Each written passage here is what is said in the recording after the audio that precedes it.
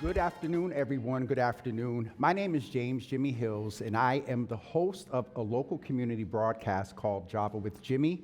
We are here today in the BPL News Cafe studio, and we are getting ready to go live on Facebook. And so I'd like to welcome you to the broadcast, and please put your hands together as we begin our live broadcast today here at Java with Jimmy. GBH Amplifies, James Jimmy Hills, host of Java with Jimmy. I am honored to be here today, and I want to set some context for today's conversation. Today's conversation is based in something that I have observed since I've been a voter, an active voter in the city of Boston, and that is that the Black Boston voter bloc is sought after. It is very important, and going as far back as Mayor Tom Menino, for whom I worked for a few years and was a part of his most challenging campaign, the Black voter bloc is interesting, and to bring things present in this last election cycle, it was as well. And so I have two folks here with me today, and let me unequivocally say that we are not speaking from a tone of attempting to be a monolith for Black Boston. However, I have respect for the observation of either in writ or conversation, both with conversation, but one of my guests today is an author and historian, a cultural icon. The other is someone that has very deep, active roots in an organization that is still very active today and is basically national around some of her organizing. And so first, I would like to introduce Dart Adams. Please put your hands together for him. Dart is a renowned author, culture critic, historian, Black Boston and international historian of hip hop and all things culture that has to do with anything when you refer to for the culture. Malia Lazu is the founder of Mass Vote, which is still a very active entity here in Massachusetts that is very active. And then also she was very active as a founder of a PAC here in Boston that had a lot of influence on this local election. And so we're going to get right into the conversation with both of you. Dart, please greet the audience and say hello. And after your greeting, I'm going to ask you to give me a description of what I'm calling Black Boston Poly in one word. And then Malia, we're going to do the same with you. And then we're going to get right into this conversation about the Black Boston voter bloc, what happened in this cycle, and then from our opinion, what does real accountability look like? And also, we can't get into that without talking about a Black Boston agenda. Dart. Hello, everybody. I'm Dart Adams, born and raised in Boston from the South End, Lower Roxbury. I could have walked here. And one word that describes Black Boston politics, underrepresented. Okay, we're going to get context for that in a minute. Yeah. And I did that surprise just because of what we've observed with women and the most diverse council, I believe. And then we just had our recent, though not through election, we had our recent first Black woman mayor. So we're going to go back to that. I'm interested for, and your word It's was... in a historical scope as opposed to now. Okay, thank you for As context. our Yes. Yes. And I forgot who we were as a talking historian. to as a historian, so apropos, Dart, thank you. Exactly. And so Malia, I mean, you're versed in history as well, and you may not label yourself as a historian, but a lot of what you speak about now is based in history. You've done a lot of work with a lot of folks, and you focus on herstory Are as you well. saying I'm old? Are you? No, I'm kidding. No, I'm that's joking, You're going to make me turn red before this thing is over. But no, I want to please introduce yourself and give, the word as well. And then we're going to sort of flip because I want folks to have a little bit of context. I know who you are, but the general audience may not know. And so we're going to give some context as to why I would say that I consider you all experts to be able to give a perspective as Black Bostonians, not speaking for all of Black Boston, but a perspective. And I'm just going to say that we're going to say that like maybe one more time, and then we're not going to say it anymore. Yes, ma'am. And the reason is everyone knows there are no monoliths, right? Like there's no women monoliths, there's no LGBTQ monoliths, right? So, and it's the same thing in the Black community. And I think, part of the reason why we want to really, why Jimmy's saying that is because we don't want people to say, well, that's not how we get it. Mm-hmm. We get it, right? But also both Dart and I and Jimmy sit up here with, if you combined it, probably 120 years. Are you calling us old? Yes. I'm calling me old. I was going to say, this is the uncle-auntie panel, and that's okay. But I think it's important to remember, that we're just here talking. Yes. Right? So if Yes. you take it personal, if it gets you angry, that's between you and your therapist, and maybe just breathe that through. Mm-hmm. That was an introduction in itself, but go ahead and do the formal. My word is unrealized. That's a good one. That is a good Okay, we're going to flip it a little bit. Remind me of yours so we can go right back when Malia's done. Mine was underrepresented in a historical context. Right, but it's also it's unrealization Yes. is the underrepresentation, right? Mm-hmm. Because I think when I first moved here, and this is in '95, and I was going to Emerson College. I started Mass Vote in '96. Came back, just to talk about me a little bit, came back, did Future Boston Alliance. I've worked for Harry Belafonte for several years, ran my own company, doing DEI work. But when I moved here in '95, there was still the Mandela movement Yes. feeling, right? There was still the tent city victory. There was still the Boston, what was it called? The Boston Miracle. Yes, right? And so this feeling of Black Boston was there, and I was lucky enough to be welcomed into it, So I was, welcomed into Mel King, Byron Rushing, Sarah Ann Shaw. Legends. Shout out to this library. Yes. Not this library, but the library in Roxbury. In Roxbury, but go ahead. And that was we were leaning in a way that we somehow we weren't able to become it, I think, but we had all the parts, and so that's why I say unrealized. Thank you for covering a part of giving context to what Mass Vote, and you didn't talk about your work with Harry Belafonte, and you were embraced with local folks here, but you've been national, you've done a lot.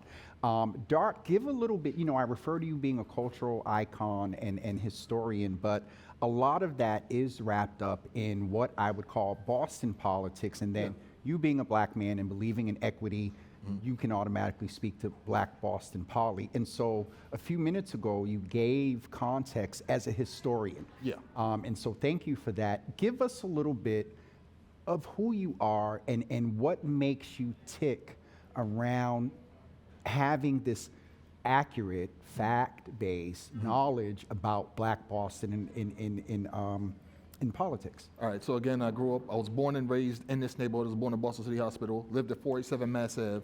I lived directly across the street from Ella Little Collins, who was Malcolm X's big sister at the end of her life. At the end of my block was the NAACP building at 451 Mass Ave when it was still active. Oh boy. Directly across the street from that was the Harriet Tubman building, which no longer exists now as luxury condos. And along that street were people that were activists, community folks, all the Black churches that were in the neighborhood were still active. Can we just pause and say that purposely for a reason? Concord, Yes. New Hope, and Yes. Ebenezer. which are now gone. Active, Yes. right? All gone. And has some historical context. Sorry, Dart, because So again, I wrote a piece about the Freedom Stay Out movement, and between 1963 and 1964, and all of these spaces were used for Freedom Stay Out schools, and all of those people, Reverend Breeden, Noel A. Day, all these people were active in the community, along with Mel King. And I was a kid who grew up with the era of the Bruce Bowlings, Mel King, Melnia Cass was still alive when I was a child. So I'm seeing all these people, community activists, leaders, civic people engage with the public, and we had so little political power and political reach. And there was this level of apathy amongst Black voters. and black folks around politics coming out of the late 70s into the early to mid 80s.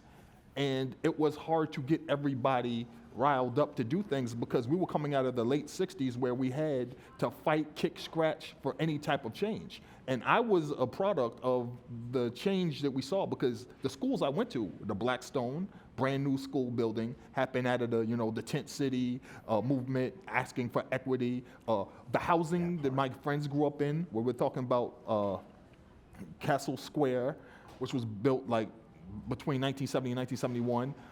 Via Victoria, built between 1970 and 1971. We're talking about Mass Ave Towers in Chinatown was built in 1973. Tai Tung Village built in 1973. We got to see the result of all this activism from the late 60s and into the early 70s, and we lived it. But there was this like thing where that dream kind of died out. It was killed. Yes, it was killed, and there was a apathy from when I'm a child in the early 70s. And that's what was built up, right? It's like, what do you invest in? Do you invest in the legacies of the Mel Kings, of Mandela, or do you invest in the apathy? Yeah. And I think power is always going to choose to invest in the apathy. Yeah. A couple of things there. When you talk about voter apathy, that is something that is of late a big topic. We're going to talk about numbers. I did a little bit of research. I hope I make both of you proud, but we know Dart is the data guy, and so I'm going to read some numbers. I just want to bring out a couple of things in what you said, that this isn't anything new about this impression of voter apathy.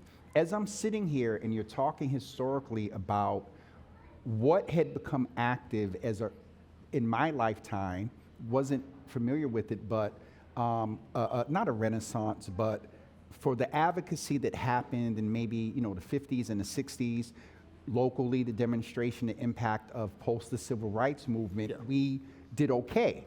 You made a statement and said that it was killed, and my first thought was that by red zoning and different things like that. And I'm gonna give it to you after that. My thing is that about 20 years later, we're talking about Black Boston Poly. We're going to, this brings up a name, Mayor Menino. Mm-hmm.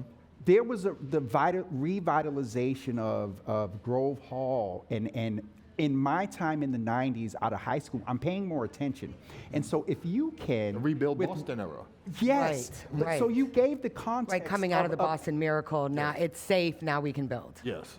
So give more context there, because paying more attention, being out of high school, Mayor Menino, I think, went in 93.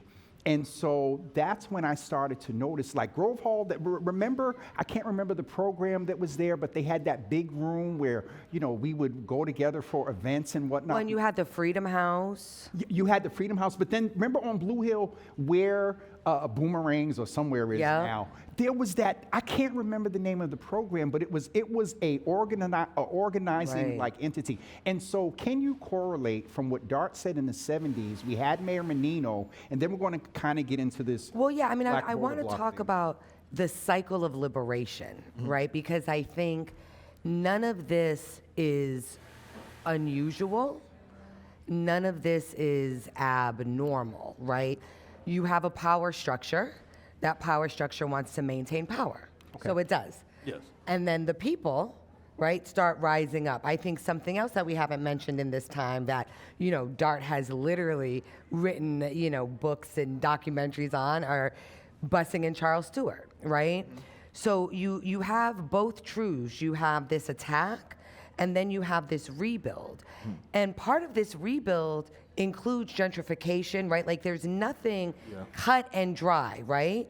So what's happening is Boston is becoming a more attractive city, right? Some people are catching the wave of that, right? And some people are able to, you live in Roxbury, now your house is worth something, right? Like we're able to catch that. Or you live in Roxbury and they tell you that it's a different area entirely. Like right, it's right, like how lower Roxbury. Right, exactly. Or like how where you live now, right? Yeah, like exactly. the South End or wherever. The SOWA, or the SOWA, right. SOWA exists. So I think what's important for us to remember is that when people rise up, they will when they do it effectively, they will get progress. And then that progress will be aimed to be shut down, right? So, when you look at the wins of the 70s, 80s, right? The tent cities, the this and the that. And then you see the entrance into more traditional politics. But do you see a systemic change? And that's the part, like when I hear Dart say underrepresented, when I think realized, what I see is even when we have people in power and in elected office, are we able to make systems change? And I think that's, that's really when I think about Black Boston politics. Perfect segue. That's what we have to be about. Yes. Right? Because it's like, I think it's great, if there's money out there, great, give it to us. Right? Like if there's space grants, great. ARPA money, great. But how are we as Black Bostonians deciding the fate? And I want to say one last thing before you jump in. When I started Mass Vote, and I will give Mass Vote and our coalition members, because we had 9, every health center was a coalition member, right? We had a beautiful coalition. When I look at the work that we did in turning out voters, right? And so like our first year, we raised voter turnout by 7%, right? We then sued the state around redistricting and won. Yeah. What year was that? 'Cause I Okay. remember testifying. That was like, yes, that was like 2002, I think. Yeah. Right? So that was a systems change, right? Mass Vote is now pushing for same-day voting, right? I think when we talk about Black Boston politics, what are those system changes with housing, with that should become a political agenda, so we don't have the mayor's race that we had this year, which was a zero gain for community, right? I mean, the crazy thing too is that when I first moved into Methunia Manor, became a shareholder of Methunia Manor, my mom, the first thing she did was she was talking to people in the neighborhood and the community. She's near Mel now. Mr. Crite was still alive and across the street, and all these other things. And she was talking to people in the community about, what needs to change and everything else. And the thing about Tent City that people need to remember is the Tent City fight started in 1968, right? And by 1984, that parcel was still not built on, but directly across the street from it, they had finished the Copley Place Mall, and they were already working on the Southwest Corridor Park, and Tent City still wasn't built yet, and so they had to go back to the mattresses to fight for someone to actually develop that space. So Tent City wasn't finished until it was like 1988, 1989, on that level, right? But the whole thing is that there's always been this constant fight for this thing to happen, right? Even when we had the representation in office back then and we were seeing progress, it wasn't coming fast enough and it wasn't enough systemic change That's in order right. for it to be So sustainable. we could protect it. Yes. You said we were what? So that we can protect it. Like systemic change is harder to shift, right? And I think that's, to use DEI as an example, Are part we of the okay in reason. saying that? Yes, it's not too DEI? soon. Okay, It's okay. not too soon. Making sure. But part of the reason why DEI was so quick to crash is because it actually wasn't sitting in policy of corporations. It was a response. It was a response. It was a response. I want to move us into, the piece about the Black voting bloc, and then you can't talk about that without talking about policy and systemic change. And that, for me, I agree. I talked often about Shagun's Excel sheet. That is, you can't beef with that. You can't. And it was, yes, for everybody that says it was ARPA funds, every mayor, every governor, whatever, didn't have to It was do what great was done with the ARPA funds. My point is that may have set a foundation to now look at different policy changes. We had the NWBE numbers and stuff like that. Where I want to ask both of you to get us into what progress looks like. Do you agree with the statement? Because my question here is, what does progress look like for Black Boston? One question, and I'm going to end with you because I know you want to go. I'll start. Well, with I just want to say yes or no. Are you saying that the progress is really rooted in the systemic change? What I'm saying, so a couple of things. One, I think having the way the city was able to distribute ARPA money was amazing. Okay. Yep. Is that a systems change? No. No. Right? Now what I want to agree. say Nope. is Shagun created an amazing agenda when he was at BECMA. Yes. Now, how much, if we look at the BECMA agenda, how many things can we cross off that list that we've achieved? How many what? Yeah. How many things can we cross off that list that we've achieved? Not fully familiar. So I don't know. No, but my If you would give a guesstimate. but my point is going to be not many, Yeah. not Okay. much, That's the right? guesstimate. And Yep, and yep. that's it's not. And I think we have to be able to walk and chew gum at the same time. Yeah. So if money comes in, get it to the people. But how do we get it so that we're not charity anymore? How do we get it so that we can actually be self-sufficient? And I think when we talk about the importance of systems change, what systems change does is it allows the people. To determine things. So is that the progress, Malia? Yes or no? And we're going to go to Dark. Do you think that that is the marker for progress? I think there's many markers for progress. is that a major? That's my point. What I will tell you is, for me, I get most excited about the progress that sits in systems. Okay. So give me a yes or no. But there is no yes or no. Okay. The Like, only reason because why I- progress. It's a yes-ish. It's okay. The reason Well, why yeah, I- because progress isn't one quantifiable metric. But what I'm saying is a You systemic see- change, if I understand systemic change right, when we talk about policy, and I'll own that I'm thinking about numbers and economics of it. Yes. And so if what Shagun did as an example, I said that may have been a precursor to a policy. If that converts to now in these next 4 years that a policy change that is in, I don't know, procurement and whatnot, that is solid, it can be measured. Yes, and that's why I was. Shagun is not our savior at City Hall. If we're going to talk about systems change at City Hall, how has BPDA been changed? Yep. And, and the impact of the council. Right, and 'cause then I will sit here and boards defend Shagun all day. commissions and so okay. Okay, but what I'm saying is Shagun is not in charge of systems change, and let's stop putting our savior. I'm saying that as an He example. becomes a lightning rod because he's the name you know. Right, but what Right, I'm but saying I- is Shagun is not. If we're going to be measuring progress, it's unfair to say, well, look at what because Shagun can only affect so much. Right.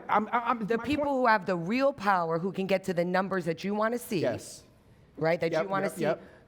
aren't sitting in Shagun's But department. if there was a systemic change to put, well, my point is that not just him, but other things, and this is probably, I got to remember we're live and not on the phone, is that, I could tell. I'm going to be quiet, but it's just that piece of when you say systems, for me, it goes into policy, it goes into Correct. job descriptions, it goes into departmental division, So let me tell you legislation. how I see systems change, right? Yep. Because systems change is something that happens at the top, and then yes, it trickles down, right? But systems change is something like changing land use, right? Which is So legislation. let's Yes, say yes, yes, yes. right. Now, does it trickle down to a job description? Sure, but I'm not going to worry about that. I think the second thing about systems change is that there's levers of accountability for people, And that's where we're going to go in the right? future, And so yes. this is why I'm saying too. You had some numbers. I got some numbers. We're going to get Yes. into that. And I didn't But mean- I just want to be clear that this, when we talk about progress, or when we just like we're saying, there's no monolith for Black people. There's no monolith for progress. Black people have progressed in great ways in the last few decades, right? Since I've lived here, and we also have not changed a thing in a lot of ways. And saying one does not discount another. And I will say this. That just like how I said in the beginning, if you're offended, like we have to get to the place where we can say we're doing the best we can, and this is where we actually need the city to do it differently. And that's the walk. And have no one Yes. take it personal. No, at all. You know what I'm saying? Go Like- ahead, Dark, because we've been. I'm sorry, as you Dark, should go as the ahead. queen- Look, as you should as the queen on stage, you should have the most time. So I know, I Dark, love you being, chime in I there, already told you, because this is the Black Boston Seinfeld right here. Go on, Dart. Malia's also our co-host today. There's been someone here whose voice has been amplified as well. Go ahead, Malia. Dark. Yeah, well, the thing is that, so I was telling the story because my mom became a poll worker in 1999, and she got all of us, my entire family, and there's a lot of us, registered to vote. I have a lot of siblings, and I have a lot of extended family because not only am I Black, I'm Honduran. So we out there. And so the joke in Boston is I'm related to every third brown person in the city. We got registered to vote, and we started voting, and I vote in Tent City, right there. I believe it's 4-3, right? District 4, Ward 4, District 3, whatever. And I vote there, and I've been going there for the last 26 years, and I see everything change. And I've seen waves of young people get involved in politics because of the way city council looks now versus the way city council looked when I was a child. Yep. And there were a bunch of people I hung out with and partied with who are now politicians.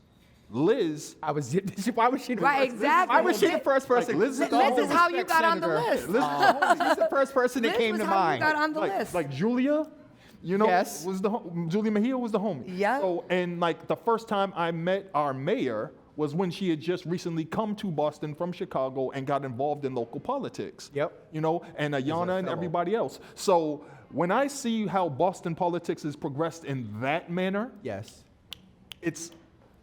I could have never Mind-blowing. imagined it.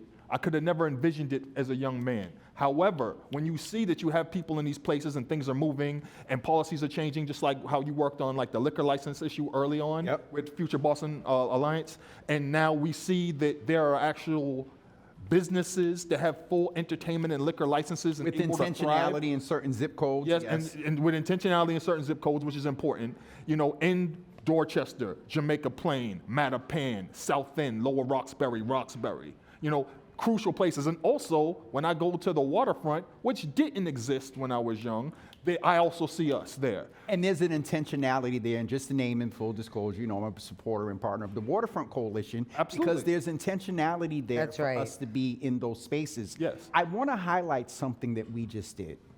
We're not a monolith. And while we agree, and what I heard from you, Malia, was we agreed that the systemic change needs to happen. What Shagun did was great, but he's not the answer to all of that. There's the 50,000 in a way view that you're talking about, like land use, and then I'm like, okay, systemic changes that how small black women-owned developers are able to develop that land is a systemic change too. You know what I'm saying? So it's both and at that. Well, so this is what I would say. I think that that you can change a system to allow for more black and brown businesses, right? Yes. Yep. What I don't want us to get excited about is that 3 black developers were allowed to build 10 things. You know what I mean? Yeah. So that's why I say when we're talking about systems change, we're talking about black developers being able to compete with John Fish. Yes. That's a systems change. Now, including... Can I go a little bit deeper there, because in all that We're about getting, to see how Zorhan does it. We're about to see it be done in New because York. I want to get. This is something that I'm processing in real time with you, and my thought would be that the land use, you know, what happened at a legislative level, the system change that you speak to of, let's say, we know that Brother Barrows and Brother Harris do some development. Yeah. What would a systemic change look? I'm talking that it's not just them. It's them. It's Onyx. We're in the legislation that it has to be 67% developed by black women-owned LGBT, Or what if we ADA. or what if we just study who gets to have? What if we look at who gets passes on certain things and who doesn't? In Right, permitting, what if in funding, and what if we decide, right, that we're going to have a reparative funding structure, okay. okay, that would take all the city-owned land and somehow figure out how our developers, Yep. right, can develop what needs to be developed now, and no one else can. You know what I mean? Like, Where's the correlation there when you say the? and again, I'm not a So when you policy say- person, so like I don't know what that land use policy would be. Like, But what I do know is like in Florida, there was this Take Back the Land coalition, and what they did is they started going to what is it called, foreclosed properties, Yes. and they would start putting families in them. And then when the bank came to get it, they would have people lined up and they would fight the eviction process, and they would start getting land like that. And their idea was, let us fill every foreclosed house in Florida. Right now, what does that do? Right, that's a lot more. To me, figuring out, solving that problem, solving foreclosure by giving people an opportunity to solve it. Mm-hmm. You can then get developers in. You can, right? Like, there's a lot of things, there's a lot of businesses and industries that can have greater access if you are intentional with the systems change. I got it, because I was going to ask you to correlate the piece about John Fish or whatever, and I didn't know whether that was availability of resources or, things like permitting. What you're talking about is the access or not looking like that they are purposely being held up, and also, wherever the city or the state has loans and earmarks and it's stuff all like that. of those things. That's the thing that I was saying. You see what I'm saying? Like, it can't just be like, we're going to build 5 bridges, right? Like, it can't be that. It like, it actually it can be has focused.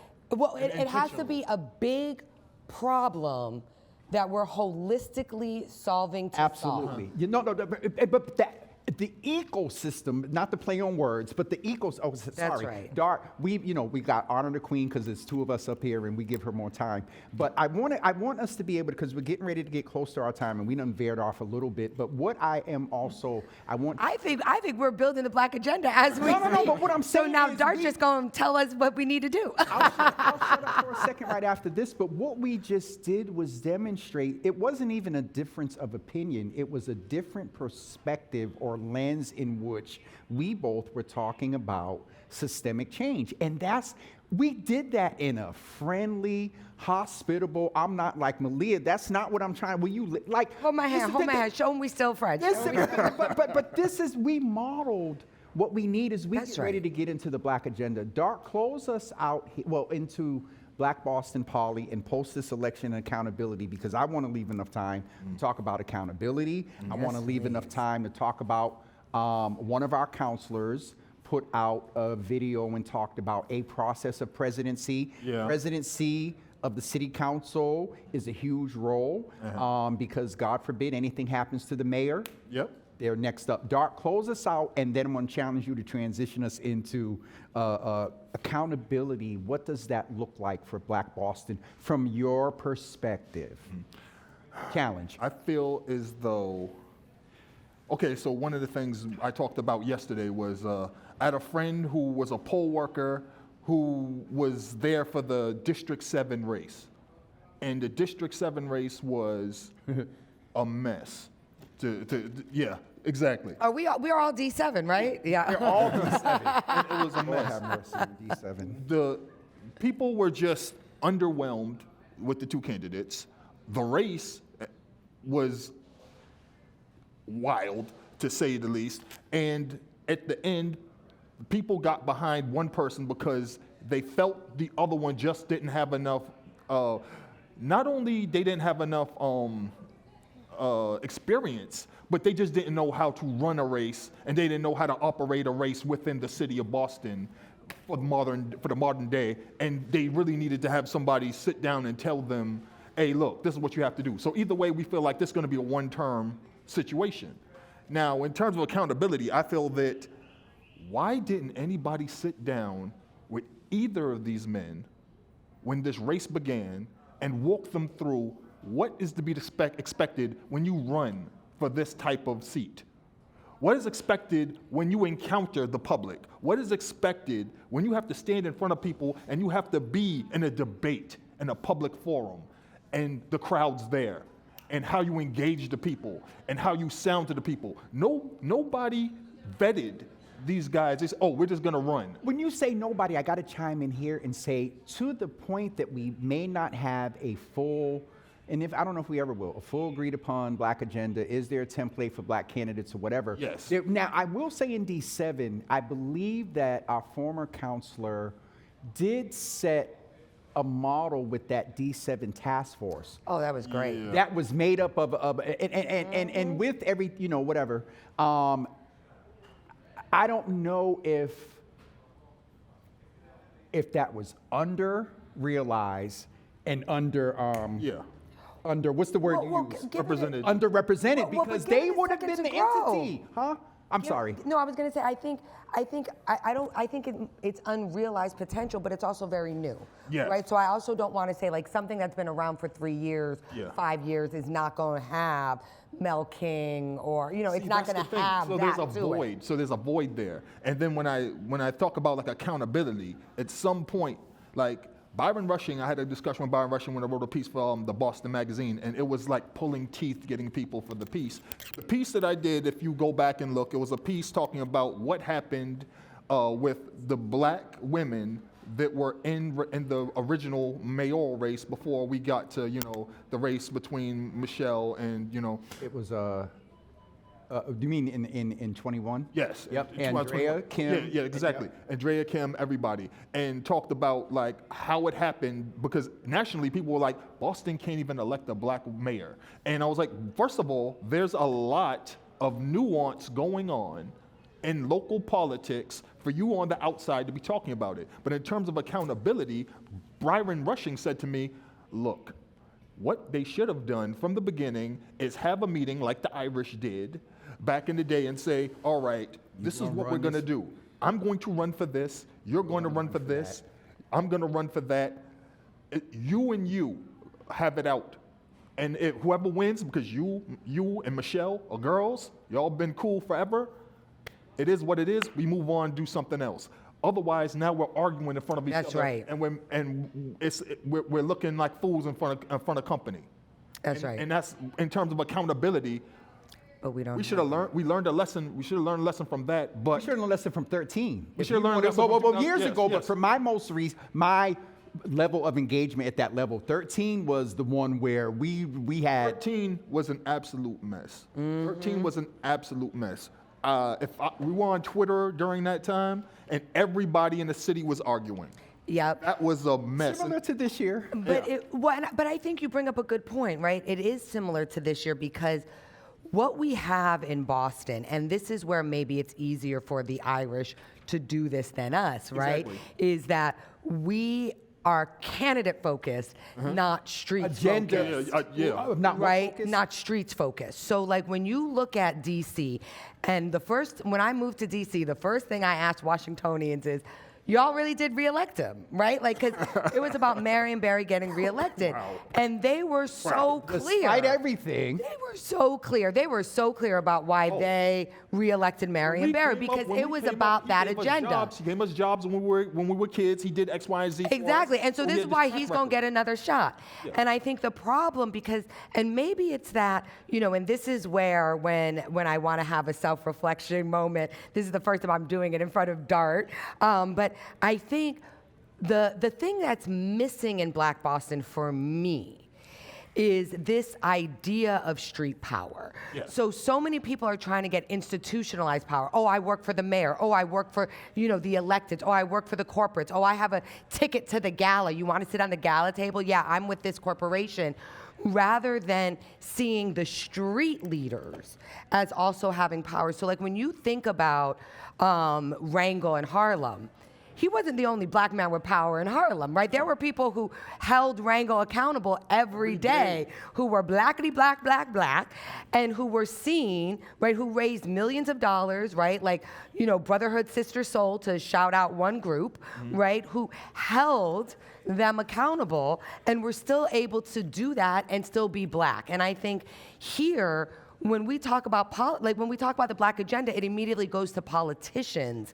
And I really think what we need is a black, to get into different relationship with one another so that we actually trust each other more than we trust the white man or the person in power. You're not looking at Adam Clayton Powell to be the everything. You're looking at the people around him. And I don't. And also being like, do the best you can, and we may call you out, so you go back into City if Hall we're and you say, convinced- they ain't gonna stop. You're gonna need to give them a little But if more. we're you know? convinced that our agenda is your priority, and we know that you brought up the example, Shagun can do whatever he does as a suggestion, but at the end of the day, Well, and he's hasn't the not brother final given say. enough for He's us? not- he's not. You know what I'm saying? that again? I said, hasn't the brother given enough to us? No, what I'm saying You is know? that he the final decision does it in the structure. He doesn't have the final decision Exactly. over everything. Not even a I budget. want us to get ready to get in because we got a few minutes, and I think we covered most everything in one way or another, maybe not by the agenda. And I wouldn't care, even if this way, to the point of a black agenda, as long as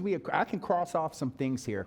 Let's get into the conversation about specific accountability for this council. Okay. And for this administration. There is an assertion because of, and maybe we can have another after dark or whatever, but about, We can go to Hugh and film that one. shout out to Rob and our other black-owned establishments like Nia and others. We've been cyclically stuck. Yeah. 13 for me is where I think I was most where I really, well, no, Obama was my first real hugely engaged campaign. I asked the mayor this about mass and cast once, and I'm tired because you talk about, I agree with you with the streets, and we modeled that with what we did. That's right. We got influencers and things like that. Exactly.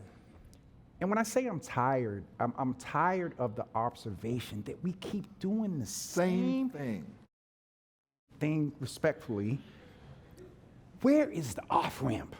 And I'll start with Dart this Yeah, you gotta have to time. start with Dart. Yeah. Where is the off-ramp to where are we going to be? We got a mayoral election coming up and now again in 29.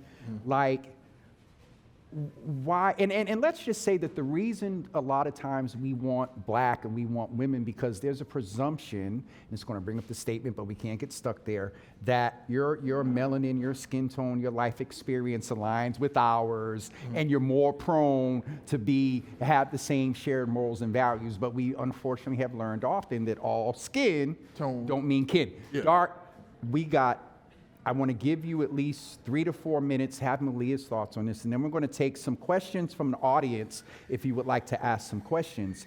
Where is the off-ramp for this cyclical, no agenda, no coming together? I don't like her, I don't like him. If he's convening, I'm not going. If they're going to be there, I'm not going. I've been guilty of it. Where's the off-ramp, bro? It's one of those things that is not unique to Boston, but we feel it the most because the way our politics works. Oh, we are unique. Yeah. The way our politics works is like, I know it can get done, but I'm not going to do it going through you. I'm not going to deal with this person. I know that I want to be the person to get the credit for it. So I want to hold on to as much power as possible, as much prestige as possible, and I want to, it's like when Denzel Washington said he knew he wasn't going to win an award, so he left, he's like, I'm leaving with something. It's like that same mentality, but in terms of politics, It's like, I have this seat, I can make things easy for everybody, but I'm not going to. So it's not beefs? It is beefs, but it's also selfishness, because I want to hold on to this because I want to be the person. But Right, also, that's what if it you is just more. worked with people, I'm sorry. if you just worked with people, we would actually get somewhere for a change. But it's like, But people want to be the leader. people want to be the leader, and they want to have that title, and they want to be able to That's have it exactly on their it. tombstone when they die. Is that more important than progress? That's exactly. Because the thing about the city too So- is that often we have to drag everybody across the finish line, kicking and screaming, to have any type of progress, Well- and they take the credit for it. Well, that's it. I mean, I wanna say two things that I think makes Boston unique in this way, right? And the first is the story of the Dred Scott case. So sorry, I'm going to take a little bit of historian privilege. So you make the story. I needed that chuckle. Right. Thank you. But when Dred Scott happened, which was the Supreme Court case that said black bodies were not free, so if you find one, snatch it up, throw it back down south, think 12 years a slave. The abolition movement was very active here. And they said, well, we ain't gonna listen to that. We Boston, like if someone gets up here, we're Underground Railroad, we're not gonna listen to that. And then the Boston City Council said, not so fast. So this is what we're gonna do. If you're a black person and you're here today, go get a certificate, well, you're safe here. But if you come tomorrow, you're not safe. So if you were a black person here trying to bring your cousins, your family, This is so trying to apropos. bring other people here, you couldn't do it now as safely as you could before. And I think that fear created some type of evolution. It's created something in the culture here in Black DNA that's like, well, I'm gonna get free and I can't bring my cousin, so let me just be free here. The second thing I wanna say about that is we allow the power structure to tell us who our leaders are in a way that's really, that you don't see in a lot of other cities. So when you think about, and I'm not gonna name names, everyone knows who I'm talking about, but we have Black people here who will, who white folks love. Yeah. And Right? have loved for Right, because they give white people awards, right? Because it's people like that. Well, those people, they might be being interviewed by the Globe and like they might be the Black spokesperson, but Black people aren't actually listening to them. So whatever they're saying is so disconnected, right? Like if you want to get your Black news, you got it. What is Dart saying, right? Like, but Dart isn't seen the same as some others. So then they're able to be the Black person with power because they don't have to be accountable to no Black people. Yeah. But I think we summed that up well. High five. I need to respond to this because I sat here and I think I saw you look at me. I think you saw me process in real time what you said about it's these self-grandizing, holding on to. I really thought the issue was the beefs. You heard me. You said. But why do you have beefs? Exactly. You have beefs because of your ego. Like this is about. If this is actually about the liberation of your people, You can throw that to the someone side. stealing your petition. I mean, listen. And again, I'm not going to name a name, but there's someone in Boston who stole maps from me during 2 redistricting things. Who stole this? Who stole that? Like I'd still work with him if he was working on something. Why? Because we're trying to liberate Boston. So if you're up on petty stuff, that's because you're petty. Yeah, it's like the end result is liberation. The end result is progress. So why would I let something small get in the way of something But can we big, balance? lasting? You all know some stuff, and you know some stuff. There has to be, and we're going to get ready. If you have questions, please make your way toward the mic. There is the pettiness, and then there is real experience that people have had with individuals. And this word gets thrown around a lot. But some people have been traumatized really by some Totally. people's actions. And I had to sit here and you helped me process better when Dart said that it's because of like ego and power. Like that was starting to piss me off. Because I can understand beefs because for me, the beefs have been traumatic. So I'm focusing on I can't because I got hurt. Yeah.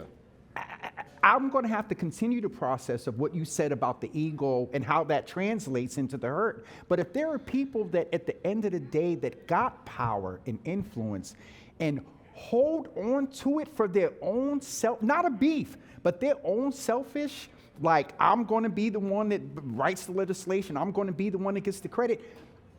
That's that Harriet Tubman type crap. But that is what it is, and I think it's unique here in Boston in a way that you But no, don't that see in other historical cities. piece that you went clinical with that a little bit, I and we also gotta get ready to- I know, but I also want to tap on one other thing that you were saying about this idea about the beefs and about there are people in this city that I will never work with.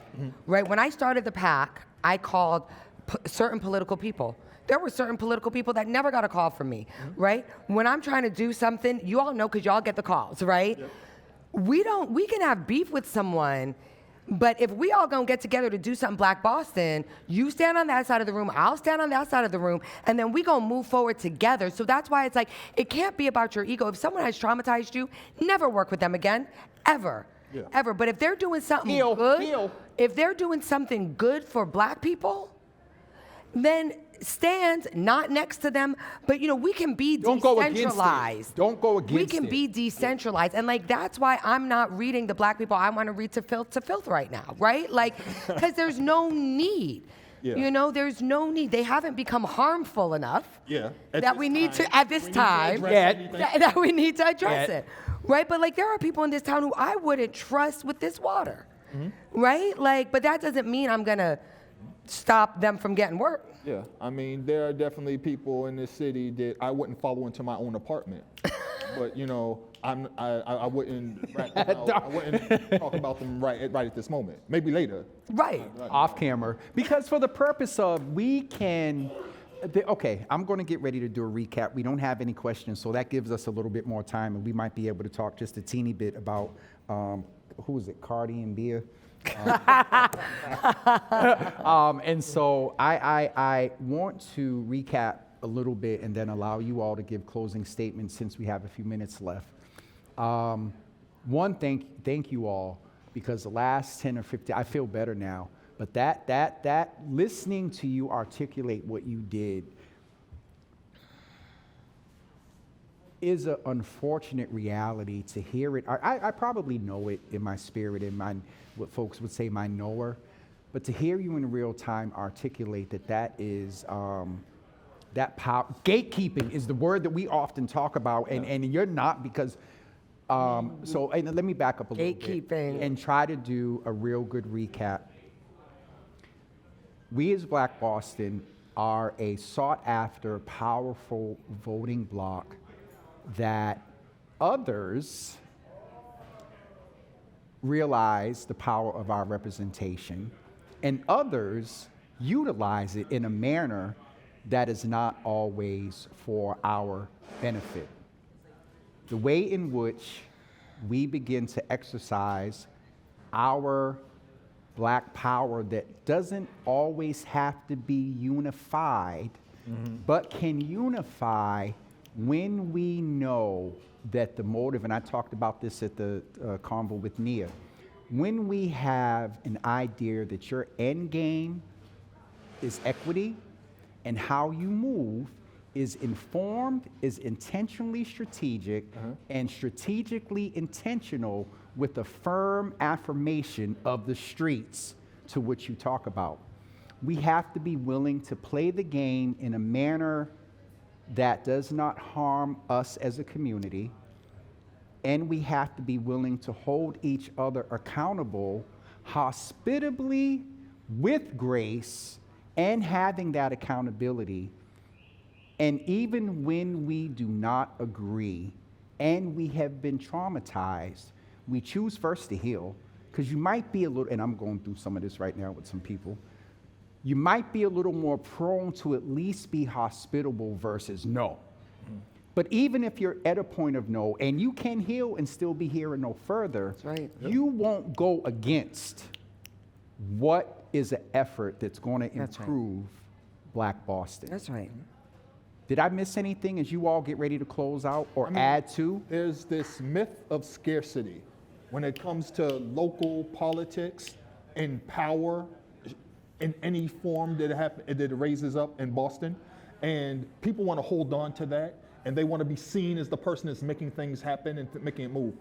I don't care if my name is being used. I don't care if I'm the focus. I don't care if my face is on the cover of Boston Magazine. I just want the progress to happen. I want the good thing. That wasn't to a happen. slight, was it? No, I'm messing. No, I'm clearly messing. I'm messing. No. I just want the thing to happen. You know? Yes. I don't That's need it. to be the face of it. And I think what a lot of people do is that okay, I've gotten a space, I've gotten this share, and now I want to be the person who's the face of it. So 40, 50 years from now, my family members or anybody who comes to Boston is going to think of me the same way they think of, famous politicians of the past. They're going to think of me as the new Bruce Bowling, Right. They're going to think of me as the new Felix Arroyo. They're going to think of me as the new this person. And that is not the way to look at it. Just do the work. That's it. Legacy. Do the work. The legacy comes later. But do the work first. My thing is, Malia. Right, and legacy for what? Half free?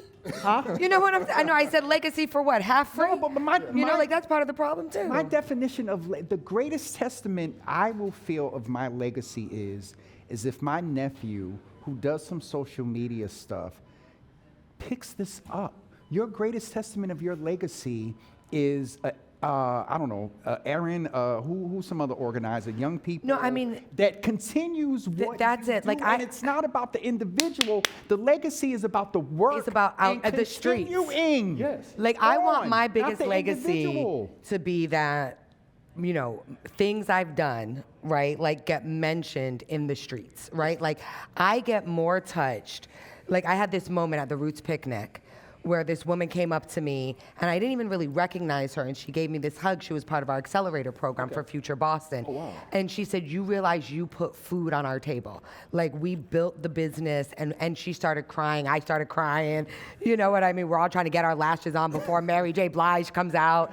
But to me, that's more important than any award I've ever gotten. And I think to close, because I know I'll be quick with my final word is, to get respect from me and for me to think that your progress, you love Black Boston, you have to love Black people. Mm-hmm. And if you choose yourself over Black people, then you don't love Are you saying that even Black as a people. Black person? Yes, I'm saying that. What I'm saying is, like, I watched shout out to Amanda Seals. Yes. For doing the 20 conservatives against a Black radical. What was so interesting there was 20 Black conservatives. 2 of them actually loved Black people.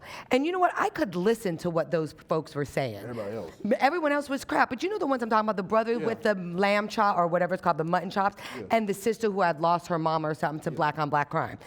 And they actually loved Black people, right? So even though they were conservative, sensed that beyond what they were saying. Oh, you because picked there was it an up. essence out of exactly. From what they said too. From what they said too, they weren't trolling Black people. They were like, no, like, Black people kill Black people. That's why I'm against this. And like, from her point of view, that's a Black person killed her mama, right? But once Amanda started honoring her pain. The things we were talking about were gun control, anti-violence, community things, right? Beyond like the individual, as you were but saying it's earlier. because what she wanted was a Black community that stopped shooting one another. And that's what we Right? all Like, want, whether... but I guess, and so that's what I'm saying. Like, for me, there are a lot of Black neoliberals that don't love Black people. And we actually have to be able to discern. Wait. Like, am I helping you get your platform, or are you trying to platform Black people? Yes. Because, like, Dart's platform is not for Dart. Yeah. No. Your platform is not for you. Like, one thing I always explain to people, like when I talk to young people, when I mentor people, I explain to them, I'm not trying to be this big name person who gets a statue and you be the peon beneath me. I said, to me, the greatest example of somebody who was great is there's a man named Ip Man. Ip Man mentored all these young people. And Ip Man, the only reason we know Ip Man's name is because one of his students was this dude named Bruce Lee. And Bruce Lee talked about Ip Man all the time. And to me, that is the height of everything. Bruce Lee had statues, they had films, people tried to be him for generation upon generation. You know how long it was before anybody made a TV show or a film about Ip Man? Decades. Yes, and so to me, I was like, that's the highest form of praise. You do the work, and you have your students and your people who came after you talk about you. They have to remind people that you exist. But there's all these great people that do the work that everybody looks up to and they revere. To me, that's the thing about what the legacy really is. And you said doing the work, and I add to that the continued work, because it should not die. No. Or you should not have to die to give it up. Another subject there, and we got literally 2 minutes left. Right, How burnout. can folks follow you, reach you, IG, websites, Dart? Dart Adams on Blue Sky, Dart Adams, Dart_Adams, Instagram. You can find me on Medium. There's a Muckrack page out there. If you type in Dart Adams, you're gonna find everything. me. He's Googleable. Yeah, I'm Hugely. Googleable. People Google me while I'm right there in front of them. It's wild. It's Lazu. So Malia Lazu on all the socials. When you have a name like Malia Lazu, you get the handles. So Malia Lazu on all the socials. Definitely reach out and let's continue this conversation. The closing word, if I can be the lady with the closing word before I kick it off to you, is that whatever is happening out there, we fix it by what's happening between us. And so there's a whole lot of outside happening right now, but where our solutions are in Codman Square, in Grove Hall, in the South End, in these places. So let's love ourselves, and through that, we'll figure out the solutions to everything else. I gave my synopsis and overview a few minutes ago. I will close and say with this, while we are in one of the most diverse times in our city council, and shout out to all the folks that ensure that the progression in Boston is still progressing, it is imperative that that progress continues to happen in processes over on that side of 5. And so, you know, the next thing up on the council is presidency, and that presidency, my thinking is somewhere, and we'll have to do a cliffhanger and pick it up on a regular Java platform, that my considerations is it's going to be somewhere between Brian Worrell and Julia Mejia. Amen. You all Bring it have a on. wonderful Great day. fight. Join us Monday through Thursday at Java with Jimmy on all social media platforms. Thank you to everybody here at GBH, and we'll see you on December 4th at 12:30 p.m. Thank you all very much. Thank you, Jimmy. Thank you.